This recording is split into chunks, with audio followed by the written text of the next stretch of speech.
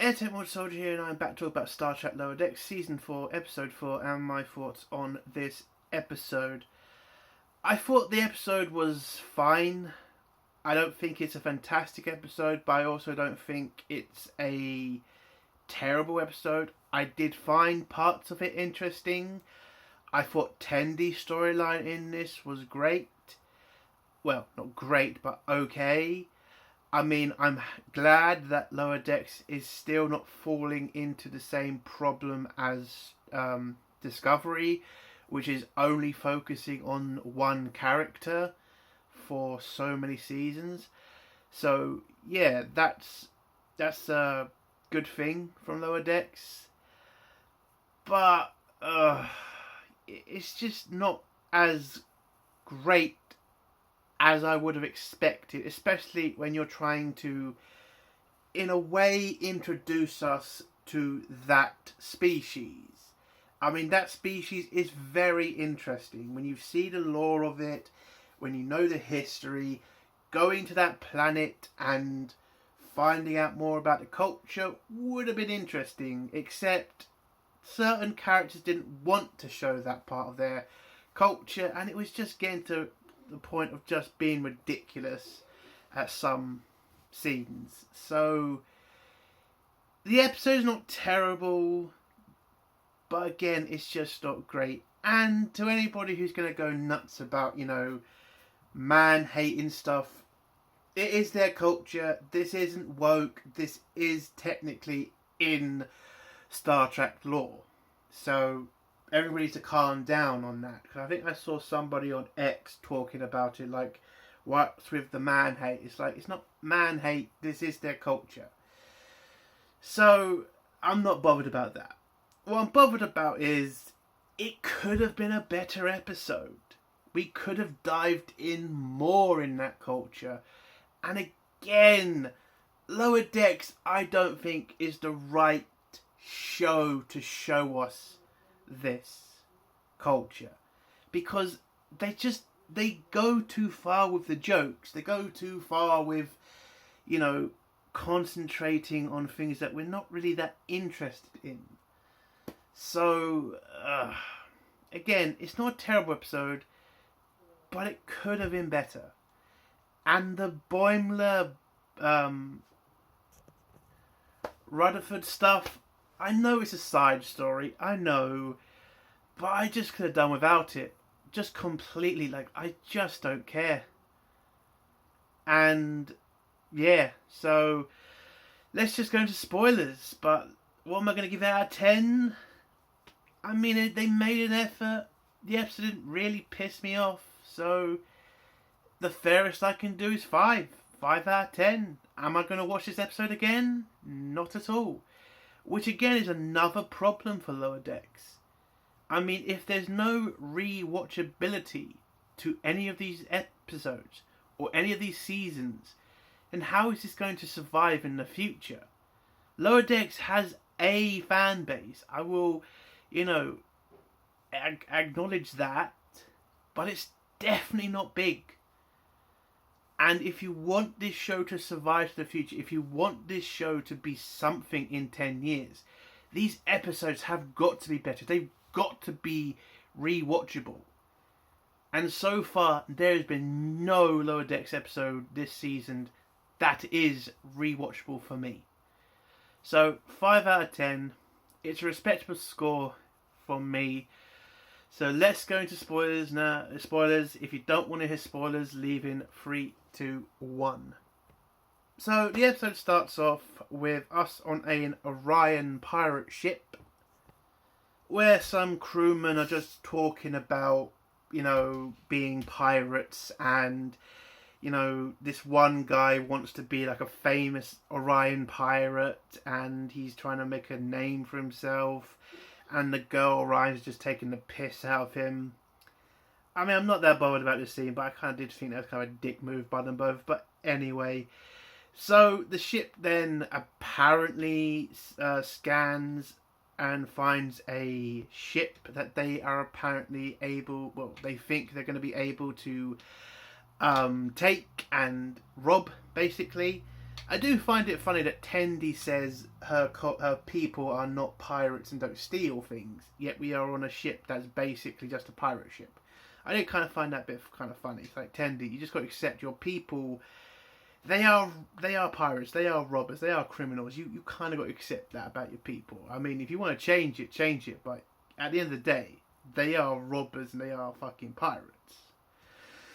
So the ship's commanded by a woman, because again, this is their culture, and they scan the ship, think it's weak, tell it to surrender, and that they're going to board it and pretty much steal all its stuff.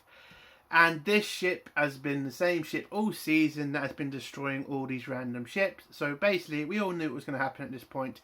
It turned round, used that beam weapon thing, and wiped out the Orion ship. We then go past the credits, and we then see that Tendi has finished all of her work, and is now kind of doesn't know what to do with herself. Mariner says they should go to the holodeck and have fun or something, and that Vulcan chick is also with them. I still haven't caught her name, sorry. But the captain comes in to give Tendi a message from her family, and it turns out she has been told to come home to be at her sister's wedding. And as we all know, if you've been watching this show long enough, Tendi's not exactly happy about her culture and her people. And she tends to try to stay away from them because, you know, she doesn't like what her people are. And she kind of can't really accept that, or she just doesn't want to, you know, see it. I don't know. So she does try to get out of heading to the wedding, but the captain says to her, listen, the Orions lost the ship, and the Federation kind of need to, for some reason, mend fences with the Orions. I mean, Starfleet didn't destroy the ship, so why are you getting the blame for it? Kind of seems weird. The Orions lost a ship that apparently was on a pirate mission. It kind of comes with the territory, doesn't it? If you attack ships, they're going to probably attack back. So I don't really get this part, but it gets Tendi to go. So Tendi is kind of agrees to go to help Starfleet, and Mariner and the Vulcan woman, well, Mariner says, hey, let's all go to this wedding and learn more about Tendi's culture, because, and this was kind of an SJW moment, she keeps saying the wrong things about Orions, and she kind of wants to stop doing that. Even though everything you've said so far and everything everybody's said so far is true about the Orions. So, it's not really being mean to the culture. It's kind of just telling the truth about it. I don't know. Anyway, I want to get through the Boimler Rutherford stuff quick, because it is pretty bloody pointless. So, they are in a room together, and apparently they are the best of friends, you know, and they've got a name for each other. I don't remember what it's called. It was kind of cringe. And so they're really good roommates with each other until it comes to watering a plant, where Boimler wants to do it, but Rutherford mentions that he has computers in his head, so he knows how to do it in the right way.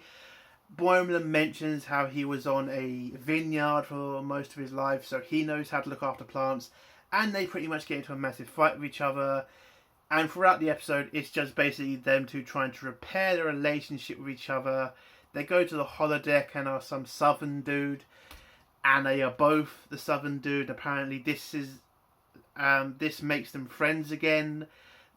They then get called up to the bridge, where apparently Starfleet's dealing with some nutcase who won't let them scan a nebula because he wants to scan it first. And then we have this ridiculous line from the alien guy, like, your scans would be too, you know, accurate and would have too much information.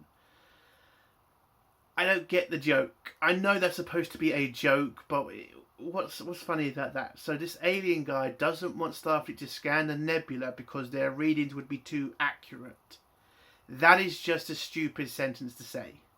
It just is. But apparently Boimler and Rutherford have, well, basically they think they can talk to this alien guy by bringing him aboard the Cerritos, putting him in the holodeck and dressing him up like the Southern guy they were dressed up like. And the captain for some reason. But this basically goes horribly wrong because it doesn't work, or it was never going to work, so I don't know why they thought it was going to work, just because it helped them to. So they end up taking this alien captain back to their room, explaining how, they were fighting with each other and how they were fighting over each other because of the plant. So this alien guy says he likes the plant and then eats the plant and eats a bit of the spray as well. And apparently this fixes everything, and the alien guy lets Starfleet examine the nebula. Oh, for fuck's sake. This part of the episode was definitely painful to get through. I literally just could not care less. But let's go to the main part of the episode. So Tendi, Mariner, and the Vulcan woman arrive on Orion homeworld, where Tendi is, when a bunch of Orions look like they're about to attack the team, but it turns out it's just a welcoming party for Tendi, because Tendi is apparently royalty. Well, royalty as in she's the head of or at least part of a crime family, so they treat her like a princess, basically. And they treat the other two as well, and they get them some sort of special chair. They carry them to meet Tendi's parents, and as we see in Orion culture, the woman is the dominant person in this culture, and the man is the bitch. I don't remember it being that bad, though, for men. I get the whole women are the dominant force on Orion. I get it, the pheromone stuff. But men didn't seem like pussies. Tendi's dad felt like a pussy to me. It kind of came off that way. Like, he really needs to grow a pair. I don't know. So, the mother tells Tendi that they sent the message to Tendi to come to the wedding because they need her help to find her sister, who has been kidnapped. And Tendi kind of brushes this off as, listen, this is a tradition from my people. When two syndicate families are about to join together, one of the syndicate families kidnaps the bride so that they can negotiate a better terms for the joining of the two houses. I think that's what she said. But the mother says, no, that's not what's happening. It happened way too early. And so they believe this is a real kidnapping. So Tendi kind of thinks it's still, part of the ceremony, but reluctantly agrees to go help find her sister. So they head off to some special bar place. They have to get out of their uniforms and wear Orion clothes, because that's what the club they're going to has a special dress code. So that's the rules. Even though Tendi's a part of one of the richest families on Orion and everybody is shit scared of her. But apparently they still need to follow a dress code. Don't know why. There you go.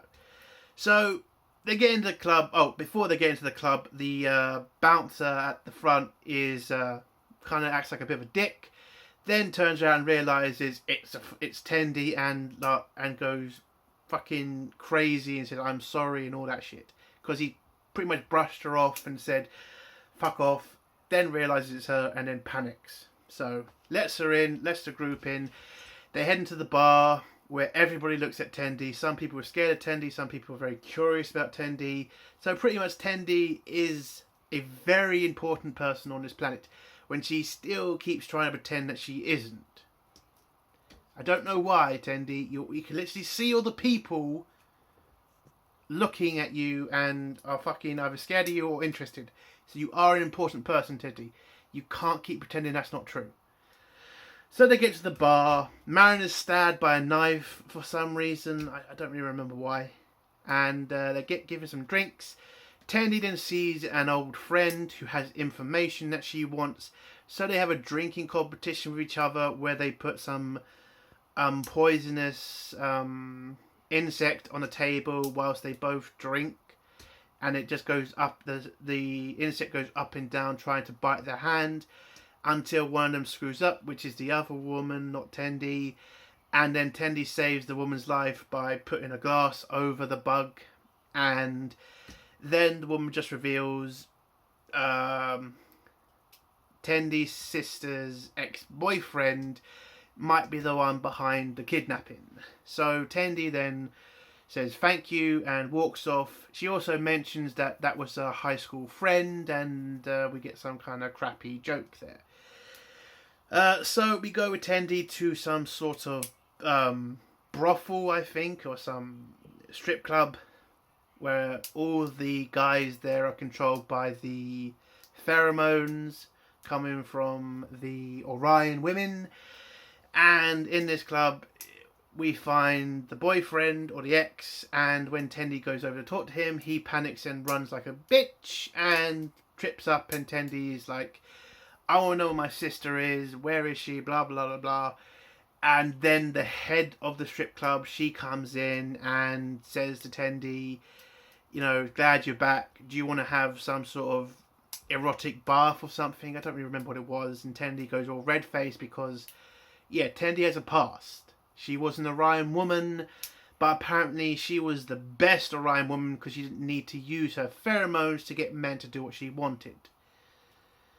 Okay, if that's where you want to go, Lodex. Okay, so the woman kind of protects the boyfriend from Tendi and says, listen, you can't touch him, he's under my protection. So Tendi uses science and is able to block the pheromones from a couple of her bodyguards, and when she blocks the pheromones from them, they realise that they're in another sex dungeon, and then leg it, and now the old woman is kind of panicking because Tendi now has a weapon that would make her pretty much useless for men. So, or at least she can't control men anymore without her pheromones. She's not attractive anymore. That's the only way she can do it.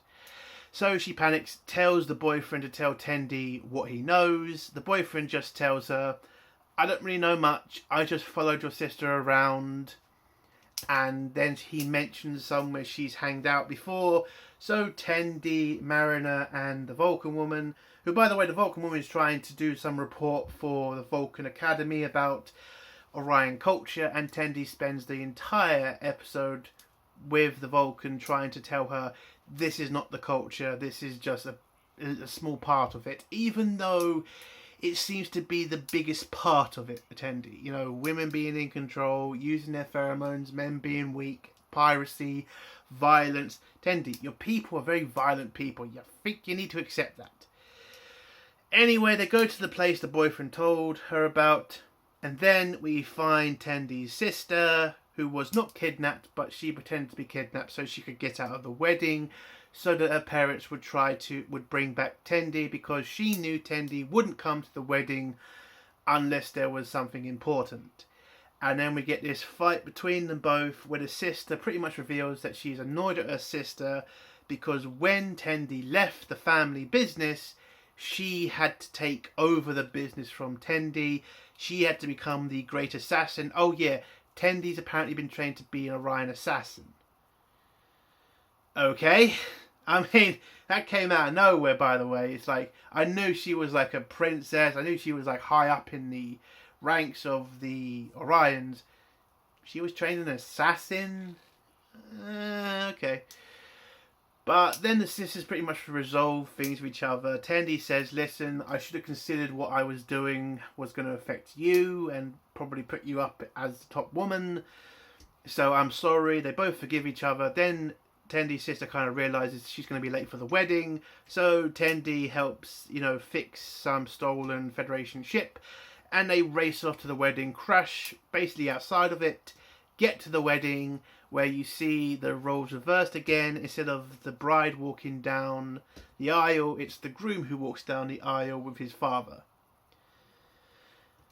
I mean, okay, it could have been a different kind of ceremony. You didn't need to have the guy look like a bitch. I mean, you could have just said both parties come together. I'm not going to go rewriting an episode, okay? I'm just saying, We all know what that scene was, because you then have Mariner say the guy looks radiant, and it's just like, come on. Come on, Lower Decks, you don't need to do this. I get you're trying to make a fucking joke about sexism, but it just didn't come off like that. It just came off as something stupid. Anyway, everything's fixed. The wedding goes forward. The two Orion Syndicate houses join together, and the episode ends with Tendi, Mariner, and the Vulcan. Oh, by the way, the Vulcan woman, whilst they're on the ship, gets rid of her pad that had all the information about the Orion culture, because Tendi basically wasn't going to let her release it. And without the consent of the party, the Vulcan woman didn't feel it was right to send off the pad. So, there you go. Yeah, and the episode ends with Tendi telling Mariner and Rutherford what they did, and Mariner and Rutherford kind of being a bit pissed off they weren't able to go to an Orion wedding. And then the episode ends with Rutherford and Boimler playing piano. And that's how the episode ends. It was an okay episode. Okay, I did enjoy seeing more of the Orion culture. I do kind of think the Orion family stuff's a bit too Klingon, in my opinion. I also kind of think the Orion Syndicate was just a criminal element of the Orions. I thought the Orion culture had kind of moved forward. But I don't think the people writing this show kind of realised that. I mean, we saw the Orion Syndicate in Deep Space Nine. It wasn't really Orions who were in charge of the Syndicate. It mainly just turned into a bunch of different alien species working together and just using Orion Syndicate as their name. So, I don't know. I would like a bit more information about that, or at least a somewhat a live action version, because a live action version would probably go into more detail and would probably get a lot more information. So that's where I'm going to go with it. But yeah, 5 out of 10. It's an okay episode. Definitely not going to watch it again. And yeah, hopefully we get better episodes. And that's the end of my review. If you like this video, give it a like. If you dislike this video, give it a dislike. And if you like my content, do think about subscribing. And if you have a comment, leave it below and I'll try to get back to it. Anything more, soldier. Bye.